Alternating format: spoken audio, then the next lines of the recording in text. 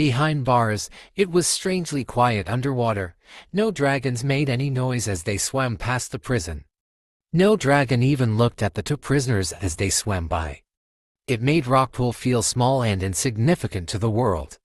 She had never imagined her tribe to make her feel this way. Granted, she had always imagined coming home after the war was won and the Talons of Peace had done something great and heroic to prove their spot in their respected kingdoms.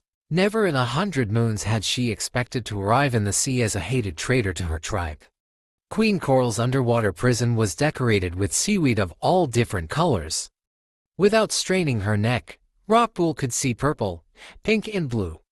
If she wasn't so gut-wrenching nervous, she would probably find the decorations pretty. The Talons of Peace never had anything remotely shiny. Not near the dragonettes at least.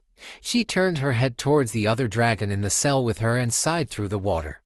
His blobby yellow frog eyes were set on the moving dragons only a few tails away. His claws were tensely griping the rough rock that made up the cell's bars. His grip was so tight that the rock pieced his scales and small pinpricks of blood floated up in the water between him. She reached out to touch Salmon's webbed talon and he flinched back, his claws automatically reaching for the scar on his face.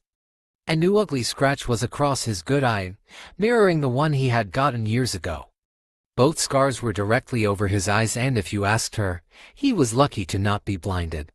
He sank quietly into the corner and covered his face with his wings.